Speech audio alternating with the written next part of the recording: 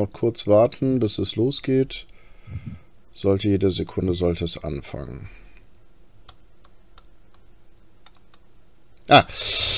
Ja, willkommen zurück, liebes blaue Lager. Wie ihr seht, heute eine Premiere. Das erste Outdoor Open Air Interview zu 50%. Also mein Gast ist draußen in der Freiheit, in der Natur. Ich bin hier mit meinem Tontechniker alleine im Studio. Und ja, jetzt muss ich das nicht mehr dahin tun. Und ja, wie die meisten von euch sicherlich erkennen, es ist Captain Nessa, die heute bei uns ist. Sie wird ein paar Fragen Rede und Antwort stehen. Eine Sache, was sie noch nicht weiß, ist, ich habe hier 1 oder 2 Fragen, die sind brandneu.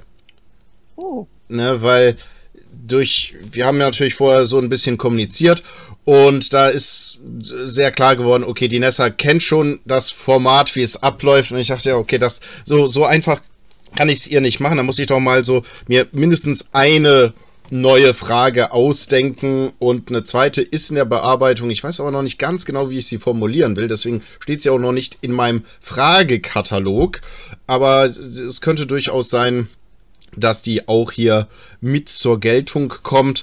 Aber ja, dann Nessa oder Natascha, wie du OT heißt, stell dich doch einfach mal den Leuten ein bisschen vor, weil wir haben nicht nur Veteranen hier, wir haben auch den einen oder anderen Neuling immer wieder dabei. Ja, also für die mich noch nicht kennen, mein Name ist Natascha Schisei-Hemmerich. Ich komme aus NRW, Nähe Mönchengladbach. Bin 26 Jahre alt, 26 Jahre alt und am besten Tag geboren worden, den es gibt. Und Talk Like a Pirate Day. 19. September. 19. September. Also da konnte ich doch nichts anderes werden als Jahre, oder? Ja. Was einige der Zuschauer vielleicht nicht wissen, Nessas Mutter sitzt da auch im Garten und deswegen eben, da musst du noch mal gecheckt werden. Moment, ich bin doch so alt, ne? So, musst du noch in dem Off mal so nachfragen, ja. Nachfragen, ne? Musste die Bestätigung kommen, das ist schön. Okay. Ja, okay. Also, und wie bist du eigentlich zum Lab-Hobby gekommen und damals aufs DFs ins blaue Lager? Das sind zwar 2 Fragen, aber ich stelle sie alle mal zusammen und bitte nicht, wie ich es einmal beantwortet habe, mit dem Auto. Tatsächlich hängen diese beiden Fragen geschichtlich zusammen, also von daher passt das schon gut. Tatsächlich bin ich zum Lab gekommen durch den Umzug hier hoch nach NRW, von Baden-Württemberg hoch. Damals bin ich in eine Klasse gekommen, ne, habe mich vorgestellt, Interessen erzählt, Herr der Ringe, Harry Potter, bliblablub. Mein damaliger Klassenkamerad, der hat dann gesagt, ey, du magst doch hier Herr der Ringe und so, willst du nicht mal mehr auf den Lab kommen? Und habe ich gesagt, ja klar, ein bisschen erzählt, ich war Feuer und Flamme, 15 Jahre alt, ne, damals 2011.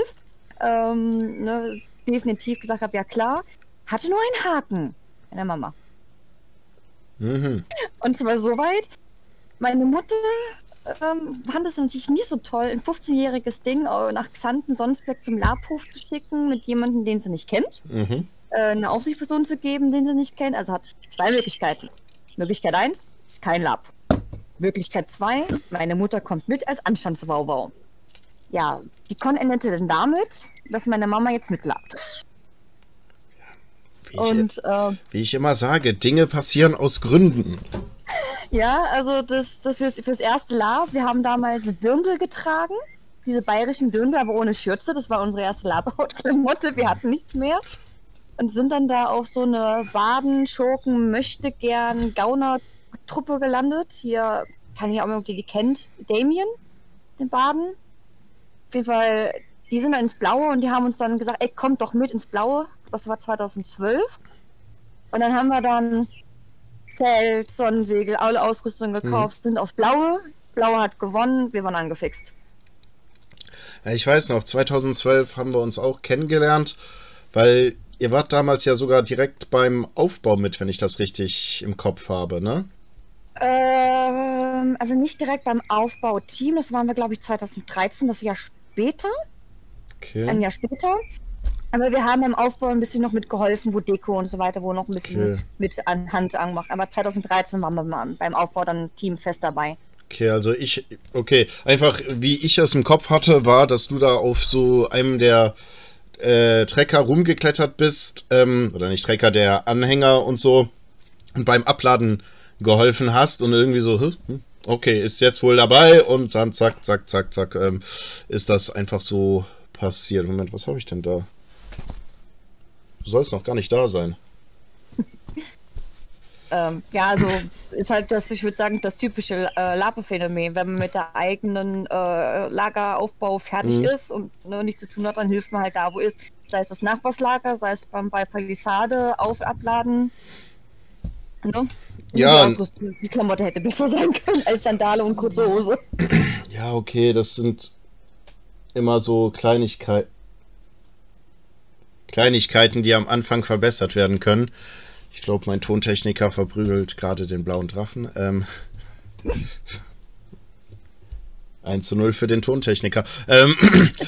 Ja, nee, ich meine, ich weiß noch so, das allererste Mal, wo ich Lapen gegangen bin aufs Drachenfest, ich hatte einen Schlafsack und eine so Sporttasche, wo das bisschen Gewandung, das ich hatte, drin war und obendrauf noch so der Säbel. Und das war's. Ich hatte sonst gar nichts. Und wir waren ein bisschen mehr aufgestellt. Also wir haben ja, glaube ich, 2.000, 3.000 Euro dann schon direkt investiert in die Sachen. Ja. Wir haben auch Klamotten selbst genäht dann, Kleider. Viel selbst genäht. So ganz 0815 Standard Kleidchen und so weiter aus Leinenstoff. Die dann mit einem Mieder zusammen die Klamotten waren und ja, aber es ist ja so am Anfang, ne, das muss dann auch verziehen werden als Anfänger. Man hat eben noch nicht so viel. Man weiß noch nicht genau in die Richtung, die man gehen soll. Ich weiß auch, ich hatte einmal einen Bekannten, der hat gesagt, oh ja, hab halt so erzählt und der hat gesagt, boah, das möchte ich auch machen, da möchte ich auch dabei sein, und der wollte dann sofort, ja, ich werde dann auch mir hier so eine ganz edle Gewandung nähen lassen und so. Der wollte schon so ein paar tausend Euro nur für die Gewandung ausgeben. Ich sage, ja, warte mal, ganz ruhig. Warte mal, ja. Geh erstmal hin, ne? Wir haben genug Ausrüstung, wir leihen dir das und schnuppe erstmal, ob dir das Spaß macht, weil am Ende hast du so viel Geld ausgegeben und es macht dir keinen Spaß, und was machst du dann so? Oh, nö, was überhaupt nicht nötig, das ziehe ich dann zum Karneval an und dies und das. Und dann haben wir ihn halt einmal mitgenommen, Gewandung geliehen, und ich habe ihn nie wieder seitdem da gesehen oder das angesprochen hat. Ne? Also manchmal ist es auch wirklich besser, besonders als Anfänger, nicht zu viel Zeit oder Geld in die Sache zu stecken, weil es ist nicht für jedermann. Ne? Es ist definitiv für mich und für dich, aber nicht für jedermann. Ja, das sage ich jetzt auch, wenn ich irgendwie Neulinge mit, sage ich, egal in welches Lab-Setting mit reinnehme, vor allem auch Fantasy Lab Drachenfest, sage ich erstmal, ne, braucht noch kein Zelt, pennt bei mir mit, ne, macht euch wirklich die 0815 von Mytholon oder sonst was, Hemd oder so einfach, ne, dass der Rest, der kommt. Meine Klamotte ist heute noch nicht mal fertig, weißt du, es gibt immer noch Sachen zu verbessern oder Dinge, die man macht. Nur ein paar Adelkleider haben wir uns damals geschneidert, weil meine Mama und ich wollten unbedingt Fürstenkleider tragen. Tja. Jetzt hängen sie im Schrank. Okay, ich muss den Ausknopf drücken bei den beiden, die sind heute total am Randalieren. Okay, dann kommen wir mal so ein bisschen zu der ersten persönlichen Frage an dich, ne? Du oder deine Gruppe, ihr betreibt ja die Dark Trident Distillery. Erzähl mal ein bisschen darüber. Jetzt nicht so direkt Werbung, sondern ein bisschen über das Konzept und so weiter. Ja, also das Konzept der Dark Trident Distillery, das ist eigentlich rein meine Mutter. Also meine Crew, die Flaming Phoenix und die Dark Trident Distillery, die hängen miteinander zusammen. Die Distillery ist aber eigentlich das Baby von meiner Mutter. Okay. Und wie ist denn die genau damals entstanden? Also wir hatten irgendwann, ich glaube mit der alten Crew, hatten wir dann mal mit den Rumlikören so privat ein bisschen, nur eigentlich für Eigengenuss. Und dann der eine sagte, boah, ja, das schmeckt so gut, kann ich davon was haben? Und dann eine Mundpropaganda wurde mehr und mehr und mehr. Und irgendwie hat sich dann ungeplanterweise einfach Spiel daraus entwickelt. Und meine Mutter hat da auch Spaß dran, da kriegt sie eher gutes Spiel- und Informationsaustausch auch her. Und hat sogar geschafft, dass der durstige Dolch etwas von dem Rumlikör haben wollte und verkaufen wollte. Auch als Cocktail. Und willst du selber trinken? Nö. Ja, also das ist dann quasi wirklich von einer Sache, von einer Schnapsidee zu Rumlikör geworden. Okay, ja, gut. Okay, und ja, okay, ich hatte es im Kopf, weil, wie du ja sicherlich weißt, ich trinke ja keinen Alkohol wirklich. Was heißt, die Produkte und so sind mir bekannt, aber da ich ja nicht selber wirklich Kunde bin, konnte ich diesen feinen Unterschied nicht. Also für mich war einfach, das gehört zu eurer Crew. Aber das gehört irgendwie dazu, ja. Okay, das gehört dazu. Gut. Ne, also ich wollte jetzt einfach so ein bisschen noch fragen, so, ne, was für Produkte habt ihr? Wie kann man das bezahlen? Ist das ein reiner OT-Kauf? Ist das so halb OT, halb IT? Wie sieht das so ein bisschen aus, so wenn jemand da mal Durst hätte? Also wir haben verschiedene Sorten, die auch immer mal saisonmäßig sind. Der Renner ist an unser Fenchler Anis rum. Sehr gut auch gegen Erkältung, wenn man sie mal hat. Also besser als Vic Medi-Night, sage ich da immer zu. Erdbeer-Chili, das wir Phönixfeuer nennen. Wir haben manchmal Passionsfrucht, Erdbeer, Himbeer, Kirsche. Eine breite Palette haben wir da ran. Und man kann bei uns dann, oder beziehungsweise bei meiner Mutter dann, bei der Quartiermeisterin, kann man dann gegen Kupfer dann mal ein Pinchen probieren von den Sorten, dass man halt ein bisschen so kosten kann vorher. Und aber die, ich sage mal, Flaschen so an sich selber halt gegen Umkosten beitragen, ne? Also gegen quasi Herstellungskosten. Okay, gut. Ja, nee, das ist ja schon mal ganz interessant. Dann möchte ich einmal... natürlich für ausgewählte Leute, ne? Blaulageristen und so. Gut, gut. Ich finde es toll, wenn andere Leute diskriminiert werden zu ihrem Nachteil und meinem Vorteil. Also ich fördere so etwas. Habe ich kein Problem mit. Ja, besonders weil ich ja nicht benachteiligt werde, habe ich kein Problem mit. Nee, aber du bist jetzt, seit wann ist dein Charakter Captain geworden? Weil das ist ja auch nicht sofort passiert, ne? Du hast ja nicht als... Ne, Nee, sofort ist es nicht passiert. Wir hatten 2012 ja hier mit der alten Crew, mit der Red Grace, hatten wir ja angefangen. Und da hatte damals hier Amelia, die war ja dann Captain. Und ja, irgendwann hatte sich das halt eben dann gespalten, die in die Richtung, die halt in die Richtung entwickelt. Und ich glaube, wirklich Captain geworden bin ich 2015, glaube ich. Oder später, glaube ich sogar. Ja, also so etwas um die Zeit, meine ich. 13, 14, 15, irgendwas in einem dieser 3 Jahre bin ich geworden. Okay. Also das hat was gedauert. Erst war ich Skriptorin auf dem Schiff, also Schreiberling und ein bisschen Gier und halb mal Augen, Ohren offen, indem ich wohlgemerkt unheimlich schlecht bin. Ich kommentiere lieber Leute rum. Das kann ich besser. Okay, gut. Nee, weil was ich ein bisschen so angehen will, ist ne, so einmal, was ist der Unterschied zwischen so Captain sein und Crew sein? Gibt es da so für dich, war da so ein großer, ein deutlicher Unterschied?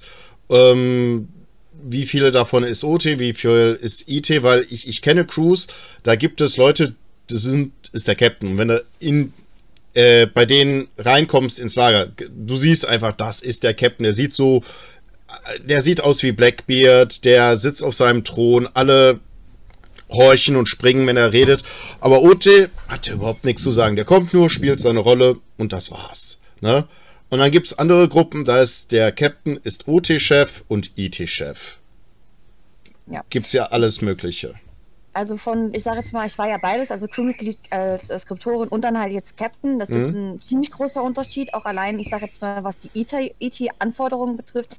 Weil als Captain von der Crew wird ja auch nicht von der eigenen Crew, sondern ja auch von dem blauen Lager rumherum schon irgendwie ein bisschen was erwartet. Ne, dass man nicht einfach sagt, ich bin jetzt Captain, sondern dass man halt dementsprechend sich auch beteiligt irgendwie am blauen Lager, dass man am Captain's Table sitzt, dass man auch Präsenz dahingehend zeigt. Ich bin halb ET-OT, also halb auch OT der Chef. Also ich mache viel mit der Organisation, aber das auch halt viel, wie gesagt, mit meiner Mutter, der Quartiermeisterin zusammen, weil sie hat einfach auch OT eher die autoritäre Person.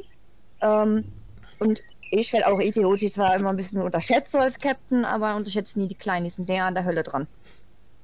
Okay. Nee, ja, Moment. Fragenkatalog sieht ein bisschen komisch aus, deswegen muss ich da immer zweimal hingucken.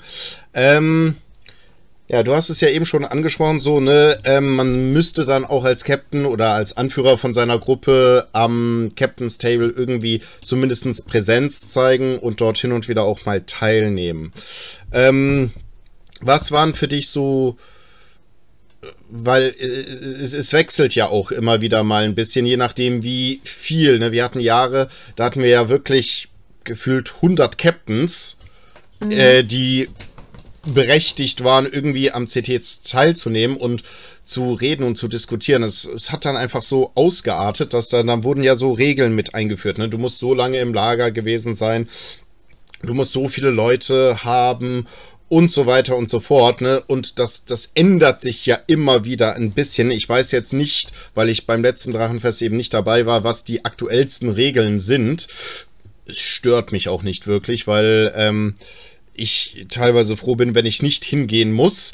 Aber ne, so, was war so für dich so ein bisschen die Lernkurve? Ich habe da auch eine bestimmte Situation im Kopf, die werde ich gleich nochmal ansprechen, höchstwahrscheinlich, aber einfach so als frischer Captain, wenn man dabei ist, was ist so schwierig, was wäre einfach gut zu wissen, dass man sagt, okay, das ist so ein bisschen wie die Knigge des Captain's Tables, das sollte man tun und das lieber nicht. Also erstmal definitiv wichtigste Tipps ist pünktlich sein. Wenn du zu spät kommst, dann hast du Pech. Vor allem was die Sitzplätze betrifft. Nimm dir einen Fächer mit, vor allem wenn das Wetter heiß ist. In dem Zelt wird es verdammt stickig. Immer was zu trinken, genau, was zu trinken haben. Oder im Zweifel jemanden haben, der dann für dich Getränke holt und vielleicht am besten noch für die anderen mit. Und als Tipp für die Neulinge ist so, dass ich zähle mich immer noch als neuer Captain. Man hat als Frischling natürlich immer viele neue Ideen. Man möchte gerne direkt irgendwie begeistern, ne, Krönchen aufgesetzt kriegen und toll anwesend sein und sagen, ey, ich bin jetzt hier, ich bin Captain, ne, ich bin voll cool, ich mach das jetzt. Ja. Aber am Anfang empfiehlt es sich wirklich, die ersten paar CTs da zu sitzen und zuzuhören erstmal.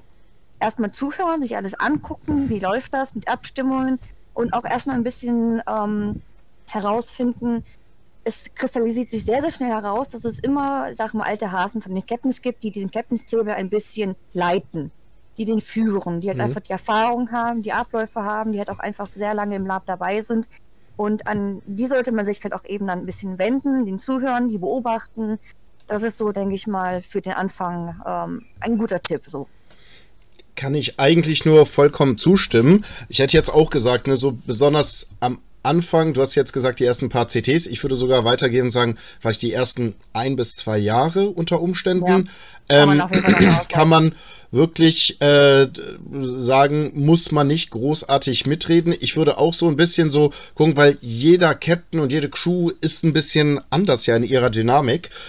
Und dann kann man so sehen, okay, zum Beispiel, wenn man sagt, ich plotte sehr gerne und meine Crew plottet sehr gerne. Welche Crew macht da viel? Ach, das macht die mit dem Captain. Wir hängen uns ein bisschen mal an die dran und dann lernt man auch den Captain ein bisschen besser kennen und man kann schon mal da so, hier, ich wollte schon immer mal oder warum machen wir dies nicht? Kann man da schon mal die Fragen stellen? Da kriegt man so in der kleinen Runde Sachen mit oder auch generell, dass man so an bestimmten Stellen fragt, aber nicht offiziell beim Captain's Table schon mal so eine kleine Lernrunde quasi hat, weil es gibt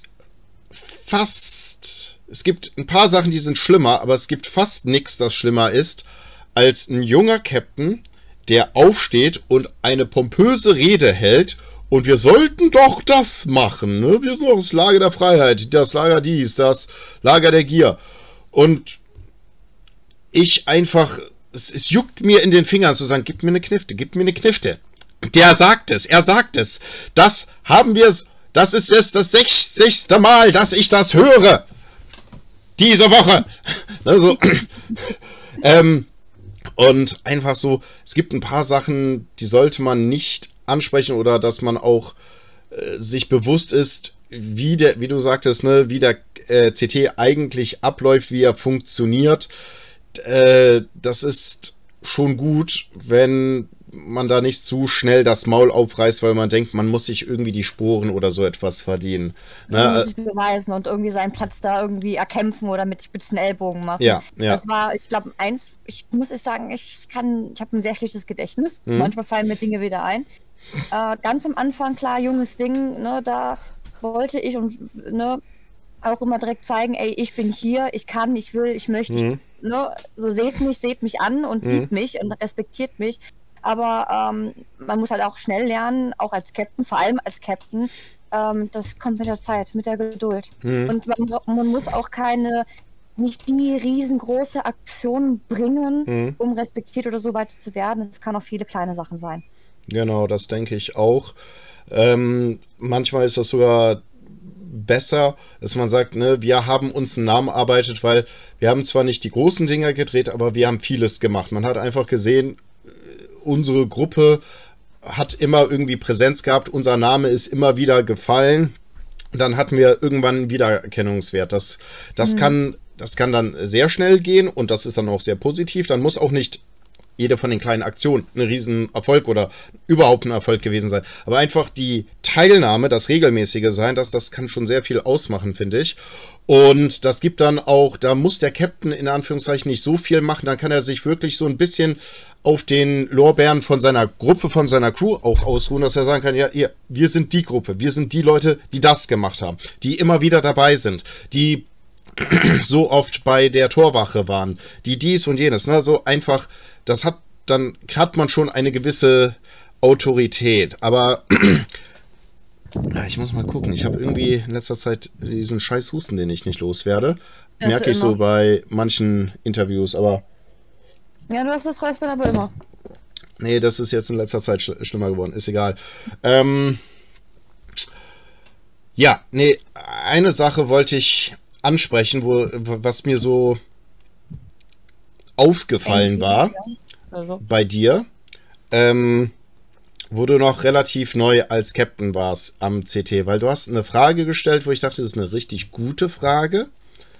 Richtig gute Fragen stellen? Ja, nee, es war eine richtig gute Frage. Es war nämlich auch eine Frage, die ich selber hatte, als ich ganz neu am CT war. Und zu dem Zeitpunkt war ich schon länger am CT, war ich so, da wusste ich ungefähr, wie es abläuft, wie es geht. Und das ist einfach so die Sitzreihenfolge quasi. Weil der CT wird ja immer ein bisschen, also nicht anders aufgebaut, aber die Sitzaufteilung, wie die Sitze und Stühle aufgebaut werden, ist immer ein bisschen anders, weil einfach, das wird halt so gemacht, wie derjenige, der das in dem Jahr macht. Und das ist immer ein bisschen anders. Und deswegen ist die Form immer ein bisschen anders. Und ich weiß, in dem Jahr war das so ein bisschen wie ein Haar, nur so mit diesem Mittelbalken, der war so ein bisschen höher, der war so schon fast am Kopf, aber es war noch kein U oder so etwas. Und Resultat war, dass die auf diesem Balken zwischen den anderen beiden saßen, so ein bisschen am Kopfende saßen. Und du bist ein paar Mal gekommen, hast das so gesehen und Leute saßen überall. Und dann hast du einfach mal gefragt, was muss man eigentlich tun, damit man da vorne sitzen darf? Stimmt, ich erinnere mich. Und ich weiß nicht mehr, ob ich das war oder irgendjemand anderes. Ich weiß nur, ich saß zu dem Zeitpunkt da oben. Die Antwort, ja. Und die Antwort war sehr einfach, ja, man muss halt pünktlich da sein und sich einfach früh genug da sein und sich hinsetzen. Ne? Weil das ist so, wie gesagt, das könnte mittlerweile sich auch leicht geändert haben. Ich denke aber nicht. Das war nie so eine große Sache. Aber als ich am Anfang so mit am CT saß, da hatte ich auch so das Gefühl, es gab so bestimmte Plätze, da saßen Leute und die haben so ein bisschen den CT dann geleitet. Ne? Da gab es auch Gründe teilweise dafür. Nicht nur, dass das so eingesessene Captains waren, das war auch, wir hatten keinen zuständige Position für jemand, der den Captain's Table so leitet. Das hat der Shorty jetzt viele Jahre gemacht, aber jetzt, glaube ich, macht er es nicht mehr.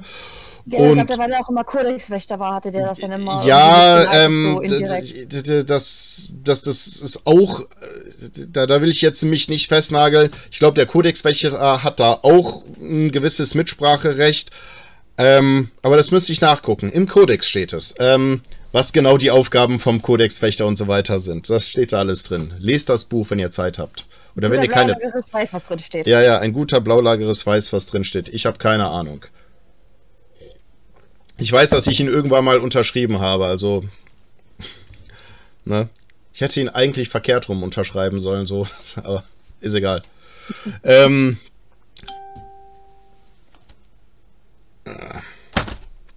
Ja. Und das ist, wie gesagt, das fand ich eigentlich eine ganz gute Frage, weil einfach so. Der CT sollte eigentlich nicht so, ich bin der rangälteste Captain im blauen Lager, deswegen gebührt mir die Ehrenposition, sondern einfach, ne, es ist einfach der Platz, wo wir uns treffen, wo wir reden. Wir versuchen so schnell wie möglich reinzugehen, so schnell wie möglich raus. Mehr ist es nicht, ne? Und am Anfang kann man wirklich nicht vieles verkehrt machen, indem man einfach mal ruhig ist, zuhört, so ein bisschen die Abläufe mitkriegt und dann einfach vielleicht hier und da mal anfängt eine Frage zu stellen, sich an ein, zwei Captains ranhängt, ein bisschen was lernt, ein bisschen Kontakte knüpft und danach ergibt sich eigentlich alles, finde ich. Ne? Und das war immer meine Ansicht und du hast eine sehr ähnliche Ansicht, wo ich sage, ja okay, dann muss das ja auch gewissermaßen irgendwie stimmen, würde ich schon mal... Ich lehne mich so weit hinaus zu sagen, dass das so einfach stimmen muss. So, kommen wir zur nächsten Frage. Was hast du so für Wünsche und Ziele für dieses kommende Drachenfest? Ne? Wir hatten jetzt lange Pause. Ja, lange Pause. Also OT lange Pause, IT wird das ja nicht bespielt, aber OT eine lange Pause. Und was wünschst du dir jetzt so, wo du sagst, ich will jedes Jahr ins Casino. Ich habe es noch nie geschafft, deswegen gehe ich dieses Jahr unbedingt ins Casino. Ja, also war jetzt wirklich so. Ich bin noch nie im Casino gewesen. Ich so oft dran vorbeigegangen. Ich wollte immer da mal hin. Ich habe es noch nie geschafft. Und wenn ich dieses Jahr es schaffe, dann würde ich mich sehr freuen. Ja. Meine Ziele, Pläne und Hoffnungen, Wünsche und geheime Fantasien, keine Ahnung, fügen Sie hier Wort ein. Casino, wie du das ansprichst, ich war nie im Casino. Ich war schon mal Leibwächter für eine von den Don Verdones. Von daher, ich war so fast am Casino. Ja, da bin ich reingerutscht, weil ich so ein Kämpfergilde. Die machen Leibwächterkurse. Und da war eine der Don Verdones dann quasi unser Beispiel, Experiment, Testperson für die Gruppe und die wollen mich eventuell mal engagieren. Ich war noch nie im Casino, würde ich sehr, sehr gerne mal machen. Das habe ich mir also für dieses Jahr mal vorgenommen. Okay. Das ganze Kupfer, was man sich ja auch von den Kupfernen leiht, muss ja auch irgendwann mal ausgegeben werden. Ja, nennen wir es mal so. Und wie jedes Jahr Sängerwettstreit, den Sängerwettstreit, ich glaube, den der Zug der freien Künste macht. Ich habe ja einen eigenen Song auch angearbeitet und ich hoffe, dass ich es eigentlich mal zumindest bis in die Top 3 schaffe. In die Top 3. Ich wusste gar nicht, dass... Also ich wusste, dass es so die freien Künstler oder wie auch immer, diesen Künstler, dass es das gibt. Ich bin so musikalisch wie ein Stück Brot, das im Nebel fault. Also... Nee, ich kann singen wie eine Ziege, die im Nebel furzt. So ging der Spruch damals. Deswegen, ich habe da nicht besonders viel mit zu tun. Deswegen wieder etwas dazugelernt. Immer wieder schön. Ich wollte dich aber auch eben noch fragen, du hast gesagt, du warst Leibwächter von einem der Verdones. Erfolgreich? Erfolgreich. Okay, ja. Also es war so erfolgreich. Wir waren, wie gesagt, Kämpfergilde, Leibwächterkurs. Du musst einfach Kurse machen. Die haben ja so einen Kursbaum. Erst Basic, dann die nächste Stufe und bla. Aha. Und dann gab es einen Leibwächterkurs. Auch witzig, ist von einem geleitet worden, der auch OT, Security und Leibwächter ist. Der also eine Sicherheitsausbildung in die Richtung hat. Der hat uns das dann quasi halb ET, halb OT so ein bisschen, ne? Mal hinter die, wie heißt es nochmal, Fassade blicken lassen, wie das eigentlich so wirklich ist. Und der war halt einer der Vadona-Testpersonen. Die sollten halt ein bisschen durch die Stadt führen, halt aufpassen. Die hatten ein paar Feinde quasi initiiert, die wir halt dann irgendwie abwehren mussten als Test. So hatten dann auch eine leider OT dazwischen, die eigentlich nur zu den Duschen wollte, aber Test bestanden. Ja, nee. Und die scheinen wahrscheinlich meinen Eindruck nicht schlecht genug gemacht zu haben, dass die von den Casino, die Vadonos gesagt haben, ja, wie ist denn dein Name? Alles klar, wenn wir einen Leibwächter brauchen, wissen wir, wo wir dich finden. Okay. Ich habe es noch nicht übers Herz gebracht, denen zu sagen, dass das die schlechtmöglichste Idee ist, die es gibt. Mein eigener Leibwächter, ich habe mir extra einen dicken ausgesucht, damit es leichter wegzulaufen. Okay, sehr schön. Das sage ich ihm auch persönlich, also ganz ruhig lachen, das weiß er. Gut. Ja, nee, das finde ich schön. Auch so ne, mit der Kämpfergilde, einfach das sind Sachen, die wusste ich nicht. Das werden vielleicht dann für andere Leute noch weiter hilfreich sein. Das würde mich natürlich freuen, immer wenn irgendjemand etwas dazulernt, sei er Neuling oder alter Hase. Ja, dann welches Lager magst du IT und welches OT? Also IT. Boah, welches Lager mag ich IT? Ja, das. Hä? Ja, blau, also außer blau. Ich hatte jetzt nicht gedacht, dass ich das erwähnen müsste. Boah, also bis jetzt am intensivsten Spiel hatte ich tatsächlich mit dem Zwergen. Mit dem Zwergenstamm. Das würde ich jetzt als eigenes Lager jetzt auch betiteln. Also IT mag ich das halt, weil ich auch einige Freunde halt da eben habe. Wahrscheinlich wie die meisten. Und OT mag ich tatsächlich am meisten bislang das Ork-Lager, weil ich immer wieder einfach beeindruckt bin von den Spielarten her, von denen ich jetzt Bescheid hatte, von erstmal auch der Aufmachung, die sie ja stellenweise auch machen und wie intensiv das Spiel auch mit denen halt sein kann und dass sie trotz sengender Hitze stellenweise dann trotzdem uns auch ihr Spiel bieten. Ne? Also ich sehe jetzt keine NSCs, so würde ich nicht betiteln und so, aber ja, sind sie auch nicht. Drachenfest, ohne die Angst zu haben, abends von der Horde Orks überfallen zu werden, ist für mich kein Drachenfest. Ja. Weil das ist diese Spannung, du gehst abends darüber und wenn du einen Grund so ein Scheppern hörst, zuckt man erstmal zusammen und denkt mir so, bitte keine Orks, bitte keine Orks, bitte keine Orks. Ja, sehr schön. Nee, mit den Zwergen hatte ich mal, oder gab es wohl eine schöne Situation, das blaue Lager ist irgendwie belagert worden. Ich meine von Kupfer, ich bin mir nicht mehr hundertprozentig sicher. Und der Captain McFinley, der saß so auf der Kanonenstellung, also der Suit, mit ein paar Leuten und hat da so die Schlacht beobachtet und dann aus irgendeinem Grund, also wie gesagt, ich glaube, es war das kupferne Lager, haben die Zwerge verärgert, mit dem Resultat, dass die Zwerge aus ihrem Lager einen Ausfall gemacht haben. Und die haben ja so in den letzten Jahren waren die ja immer so links von uns haben die quasi gelagert, also vom Tor aus links. Das heißt, die konnten den Kupfernen schön in die Flanke reindreschen und Zwerge generell alle schwer gerüstet, also es hat schon Impact gemacht.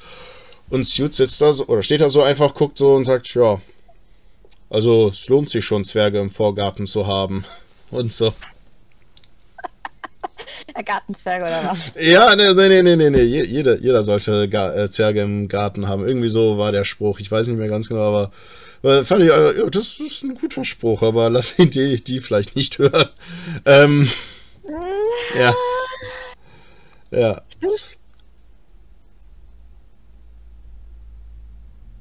Okay, bei mir wird gerade irgendwas getötet. Sie haben es hier zuerst gehört. Jo, dann kommen wir jetzt so zum Ende des Interviews. Oder nee, Moment. Die andere neue Frage, die ich hatte. Hattest du schon mal Vor- und Zwischenfälle mit anderen Avataren? Mit anderen Avataren, also mit der silbernen Avatarin, die einfach nur überrascht war, dass meine Schwester im Silbernen ist und ich im Blauen lager. Das hat sie irgendwie, warum auch immer, ziemlich verwirrt. Keine Ahnung warum. Und ich bin irgendwann mal mit dem Roten aneinander geraten. Weil irgendwas war mit seiner, also das war mit seiner Tochter, also der roten Tochter gewesen. Ich glaube, dass ich die irgendwie beleidigt habe, obwohl ich ihr eigentlich nur sagen wollte, dass ihre Klamotte sich da irgendwie wohl total verheddert hat. Und die dachte, ich würde ihre Klamottenstil total beleidigen. Und dann hatte ich den Hammer vom Roten im Magen. Okay, Notiz an mich. Nessa keinen Diplomatenposten geben. Nein. Ich meine, es steht mir nicht zu, aber einfach so schon mal Notiz an mich. So. Okay, gut. Ja, also er sagt so, ich kann zwar viel reden und auch viel schöne Augen machen, wenn es sein muss, und Informationen kriegen, wenn ich möchte. Aber Diplomatenspiel oder Informationsbeschaffung ist nicht so meins. Okay. Ich krieg's aber nicht hin. Ich bin zu doof dafür. Der Pferd läuft vor mir weg, der könnte vor meiner Nase sitzen und ich würde ihn nicht mal sehen. Ja, ich sag ja immer, ich wäre auch nicht geeignet für einen Diplomatenposten, weil es einfach überhaupt nicht mein Spiel ist. Ne? So, Timotheus, geh dorthin und macht einen Waffenstillstand mit diesem Langer. Ja, ich werde sie angreifen. Nein, nix angreifen. Angreif? Nein! Angriff! Angriff! So, einfach, nee, also, schickt irgendjemand an, schick einen Stein, der wird einen besseren Job machen als ich. Ne? Ja, ungefähr so. Ja, so, dann, du nutzt ja gerade die Situation aus und hast auch schon vorher gesagt, dass das, was du da gerade im Hintergrund hast, ideales DF-Wetter wäre. Was glaubst du denn, was ist deine Vorhersagung, deine Prophezeiung für dieses kommende Jahr? Was für ein Wetterchen werden wir kriegen? Also wir hatten jetzt schon Lasersonne und wir hatten jetzt auch schon Flut. Ja. Und wenn man Larkin, also der ist einer SL vom DF, Glauben schenken darf, kommen als nächstes die Heuschreckenplage. Nee, also ich vermute, dass es dieses Jahr kein Schlamageddon wird, sondern eher wieder ein Schwitzfest. Also hier wieder Brandsonne wird. Das habe ich einfach so im Bauchgefühl. Ich hoffe aber einfach nur, dass es zumindest bewölkt ist.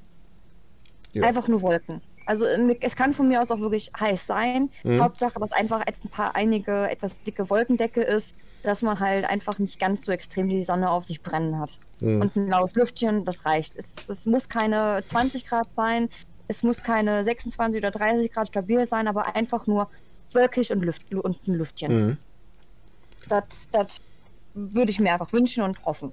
Okay, sehr schön. Dann, so, jetzt hast du die Wahl. Jetzt kommen wir nämlich so zu den letzten zwei Teilen. Einmal, du weißt, du kannst Fragen an mich stellen, oder ich habe hier noch ein paar Restfragen, die ich so von Webseiten gefunden habe. Ich muss mal neue suchen und so, weil ansonsten stelle ich die zu oft den gleichen Leuten oder zu oft, und das möchte ich natürlich nicht machen. Also was möchtest du haben? Die completely random Fragen, die noch so übrig sind, oder die Fragen an mich erstmal? Kann man das mischen? Nein. Warum nicht? Weil ich das sage. Und wer hat dir das erlaubt, dir das zu entscheiden? Ich mir selber. Dann stelle ich, glaube ich, mal Fragen an dich. Ich glaube, diese random Fragen sind zwar witzig, aber der hat mir jetzt schon so häufig. Okay, dann die erste random Fragen. Sag eine Zahl zwischen, und wie viel habe ich noch? 1, 2, 3, 4, 5, 6, 7. Ja, zwischen 1 bis 7. 19. 19, okay.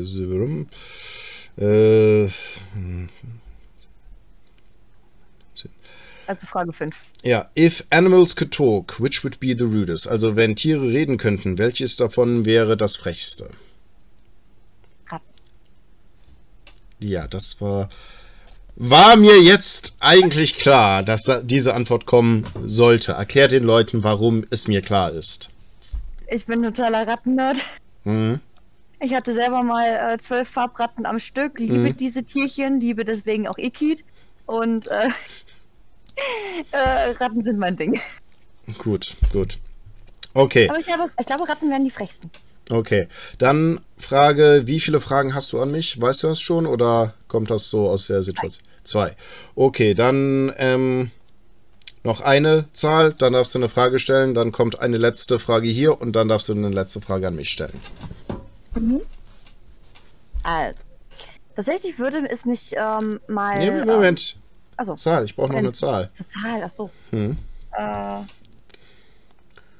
Mama, sag mal eine Zahl. 25, sagt Mama. Okay, die erste. Die erste. What used to be considered trashy, but now is considered very classy. Also was hat man früher gedacht, das ist totaler Mist oder das ist total billig, aber heute wird es so als schick angesehen. Deiner Meinung nach? Dafür müsste ich, glaube ich, erstmal jemand sein, der irgendwelchen Trends folgt, um das zu wissen, was trashig ist und was ein Trend ist. Ich finde die Antwort super. Ich finde die Antwort super. Die gefällt mir sehr gut. Ne? Oscar Wilde hat mal gesagt, Mode ist ein so hässliches Konzept, man muss es alle 6 Monate austauschen. Und deswegen, ja, ich kann mit Mode und so, mit Trends nichts anfangen. Ne? Ja, auch nicht. Gut. Also von daher, das wäre meine Antwort. Ich müsste erstmal wissen, was trashig war, um herauszufinden, dass es jetzt Trend oder Classic ist. Sehr schön. Gut. Dann darfst du jetzt eine Frage an mich stellen. Tatsächlich, was mich interessiert, ich meine, du bist ja immer überall. Mittlerweile ist es ja so, dass du bist ja eigentlich, du wusstest es immer überall, du gehörst zum Inventar. Dich aus dem blauen Lager wegzudenken, ist ja auch überhaupt nicht mehr drinne. Würdest du eigentlich jemals, wenn man dir den Posten des Avatars also mal geben würde, würdest du den annehmen? Nein. Das würde mich mal interessieren. Nein. Aber du würdest einen guten Job machen als Avatar. Nee. So viele Leute hat der Limbus zumindest gut zu tun. Nee, hätte ich kein Interesse dran. Also ich habe absolute Bewunderung für jeden Person, die so einen Job macht, aber das selber, das könnte ich glaube ich nicht und habe ich auch kein Interesse dran. Das ist die kurze Antwort. Ne? Die andere ist einfach so stundenlanges Kopf auf den Tisch knallen und sagen, nein. Aber das wollen wir nicht sehen. Den Hund schon eher.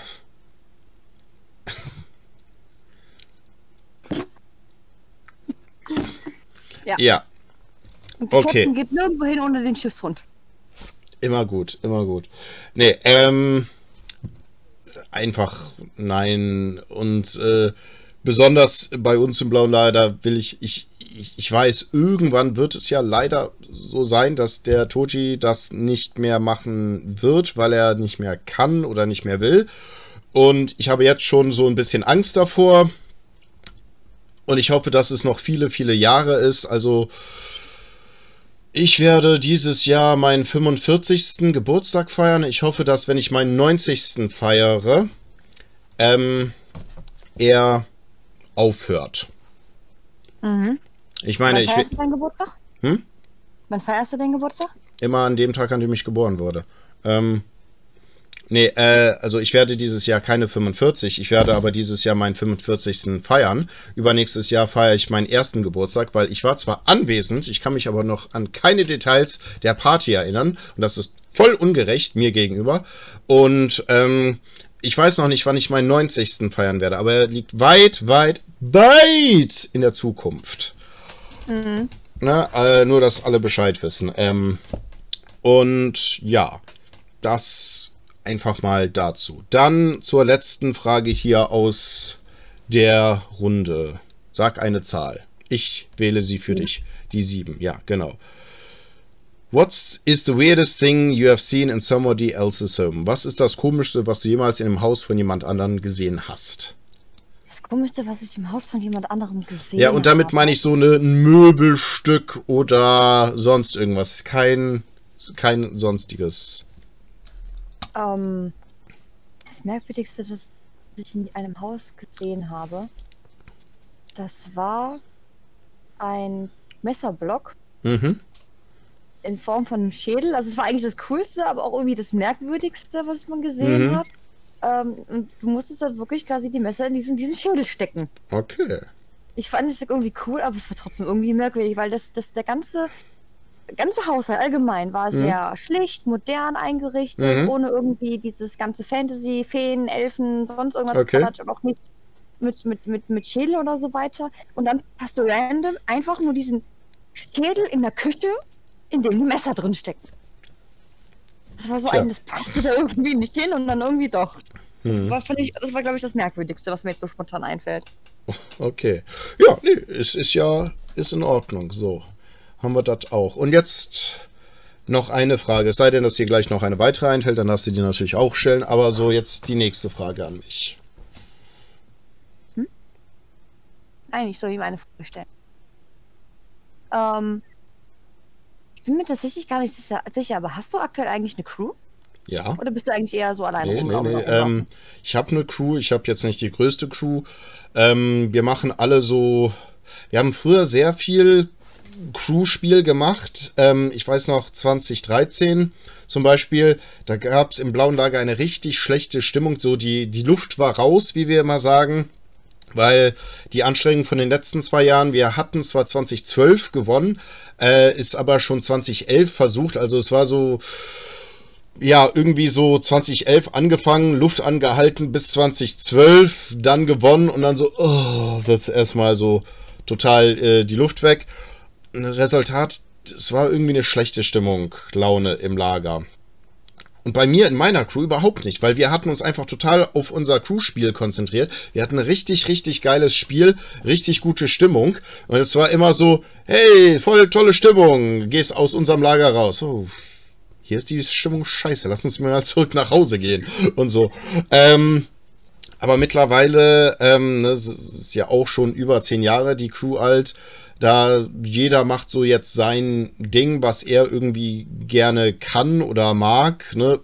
Ich renne halt viel rum und tue einiges an Sachen.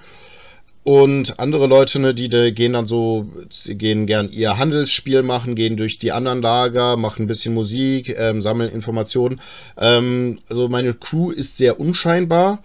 Aber ja, sie ist da und ich wünsche mir manchmal, dass sie größer ist, dass wir wieder dieses alte Crewspiel, aber ich glaube, das wird so schnell nicht passieren, also, weil, sagen wir es mal so, wenn meine gesamte Crew wieder da wäre, so in voller Mannstärke von ein paar Jahren, ich würde es nicht mitkriegen.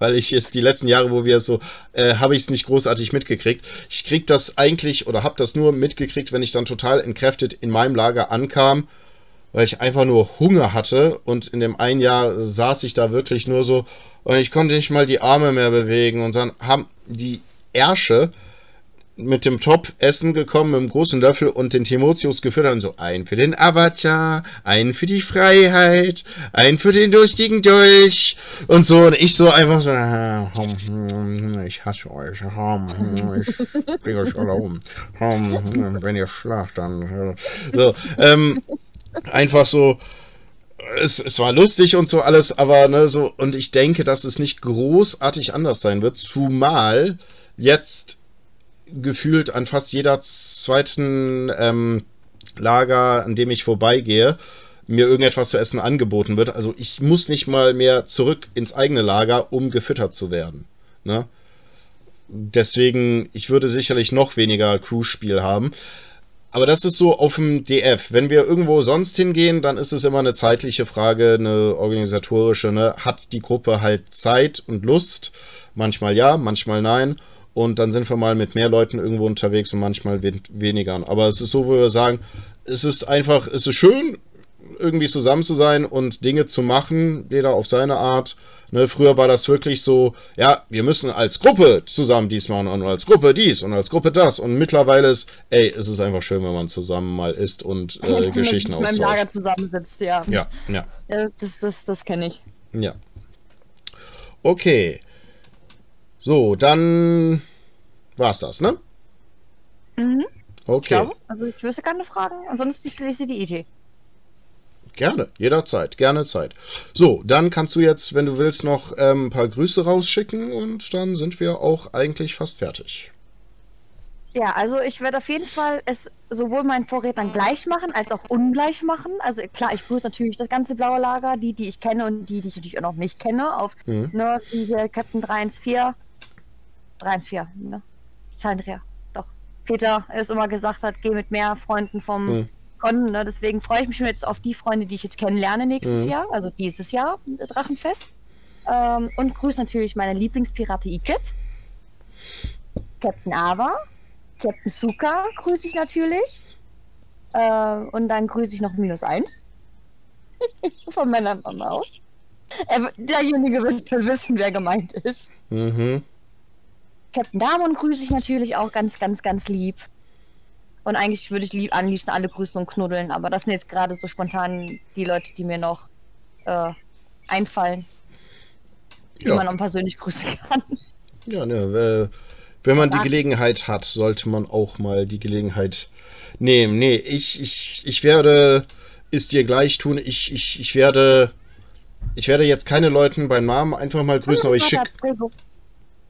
Rego, ja.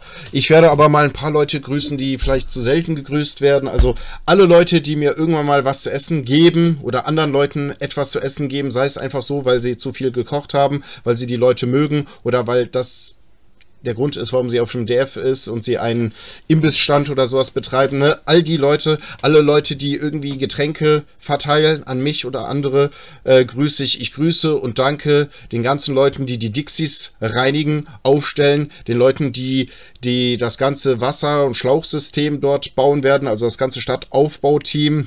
Ja, die, und unser Auf- und Abbauteam. Ja, unseres, aber auch die von den anderen Lagern, die ganzen Leute, die Duschcontainer zur Verfügung stellen, unsere SLs von allen Lagern, die Schlachten-SLs, einfach alle Leute, die es da so gibt im Hintergrund, damit ein solches Event auch funktioniert, damit die Spieler überhaupt da sein können und an dem Event teilhaben und so. Ne? Also diese ganze Schar von Leuten, die einfach im Hintergrund stillschweigend arbeiten. Vielen, vielen Dank jetzt schon. Ich habe letztens im Garten gearbeitet, also hier am Samstag, wo es so 37 Grad oder so etwas waren. Ich habe nur eine halbe Stunde gearbeitet und da war ich schon so verschwitzt und ich dachte, boah, wie soll das jetzt auf dem Drachenfest werden?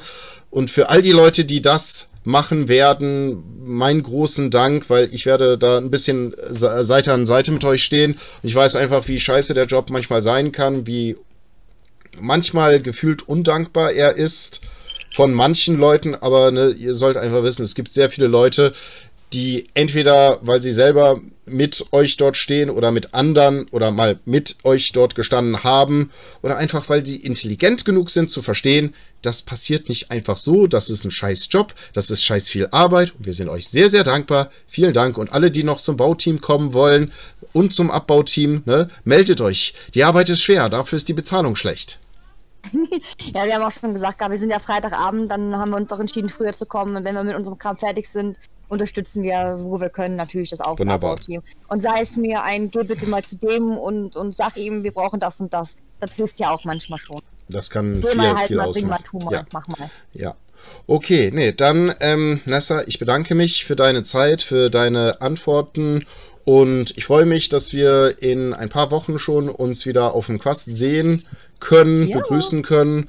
Und bis dahin, ne, du und alle anderen Leute da draußen, bleibt gesund, bleibt fröhlich, esst keinen gelben Schnee und tut Dinge aus Gründen. Definitiv. Ciao. Ciao. Die blaue See liegt klar vor uns, der wolkenlose Himmel erstreckt sich empor. Die Segel rascheln, die Tau schwingen im Takt, die Möwen schreien, Wellen trommeln auf Holz. Nun stimmt mit ein, lasst die Melodie nicht allein. Fangt mit an zu singen, das Lied der Freiheit soll erklingen. Wir sind frei wie ein Vogel im Wind. Wir sind frei, weil wir Seefahrer sind. Lichtet den Anker, ruht ihn ein. Setzt die Segel, wir wollen frei sein. Auf zur See, sie ist unser Zuhause.